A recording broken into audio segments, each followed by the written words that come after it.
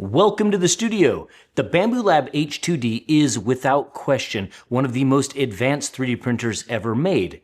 It's fast, it's reliable, and it sets the bar for what's possible right now in desktop 3D printing. But even with all of that, there are still some things that honestly frustrate me about this machine, and today, I'm going to give them to you. These aren't deal breakers, but they're the kind of real-world annoyances you only notice once you've lived with the printer for a while. So, let's get into it. The first thing that I hate about the Bambu Lab H2D is the vibration. This machine moves aggressively. At high speeds, especially when it's laying down infill, the whole printer shakes and dances like you cannot believe. It's not even subtle. Now, for most people printing, it might not seem like a huge deal, but here, in the studio, as a content creator, it makes filming really tough, almost impossible. I can't capture clean B-roll footage without the printer, dancing and vibrating in the middle of a high-speed infill pass because the machine is just literally shaking so much in the shot. The only way that I can film usable footage is to wait until it's doing slower moves like perimeters.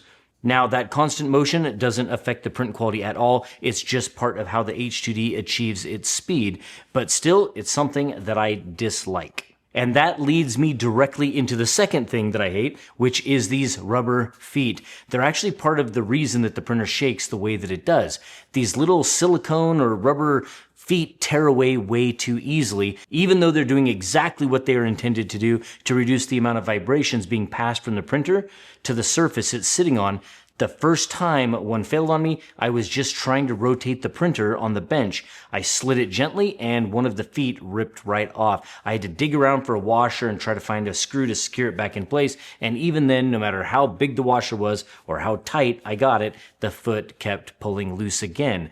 So now every time I need to move the H2D, I have to remember, don't slide it. I have to pick it straight up and put it straight back down. No twisting, no sliding across the bench surface. And for a machine that's this size, that's not exactly convenient. And that brings me right into thing number 3 that I hate, the weight. This is a heavy machine. With the AMS Pro sitting on top loaded with filament, it's not something that you just grab and reposition yourself. I mean, I can move it if I want, alone, if I really have to, but it's a backbreaker.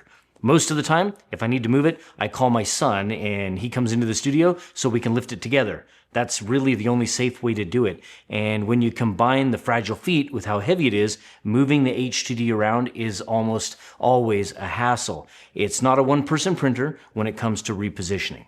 If you enjoy honest and balanced looks at machines like this, please take a second and hit that like button and subscribe to the channel. It really helps us out a lot, and you'll make sure that you won't miss any future videos.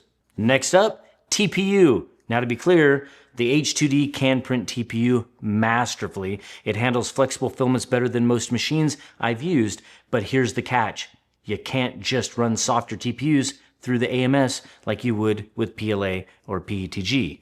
If you want to use something like 85A or 90A TPU, you have to reroute the filament feeding path. That means removing the PTFE tube from the toolhead and giving it a shorter, straight path.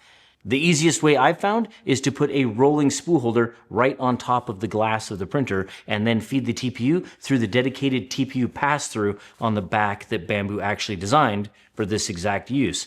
Now, it works great once you set it all up, but it's still a bit of an inconvenience compared to just dropping a spool into the AMS. For me, that extra step is what makes TPU a small annoyance on this machine. Now, I do want to mention that Bambu Lab does have AMS TPU, designed specifically for their AMS system. I've used it many times, and it does work pretty well.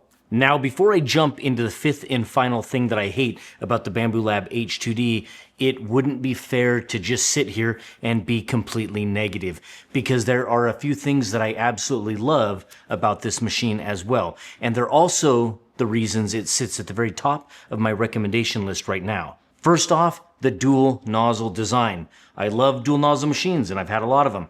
This is such a smart setup. It allows you to run the AMS on the left nozzle with up to 4 colors, while the right nozzle can take an external spool. And that's the default configuration if you get one AMS with your H2D.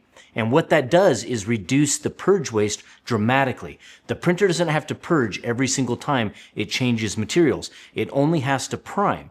And Bambu Studio even recommends which filament to put on the external right nozzle. Usually, it's your most common color, like black, white, gray, something like that. And that saves you a ton of material over time. Second, the build volume at 350 by 320 by 325, this thing is helmet class. That means cosplay helmets, props, big cosplay parts, right? It's also engineering grade filament ready.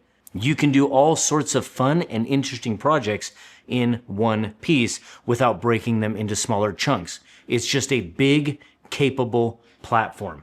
Third, the Bambu Studio experience itself. The software is seamless.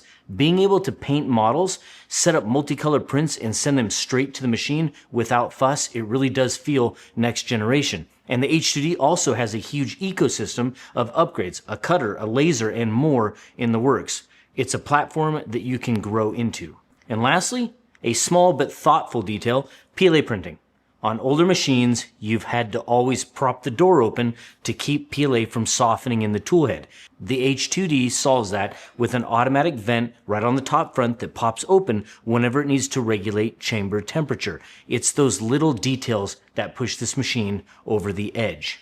So while there are annoyances, and I pointed out 4 of them already, the truth is, this is still the #1 machine I recommend right now for anyone who wants the best 3D printer the industry has to offer. And with that said, let's get right into the last thing that I hate about the H2D. And the last thing is a big one, and I'm not the only one here. It's cost. The Bambu Lab H2D on its own is $1,999. If you want the combo package with the AMS Pro, it's $2,299.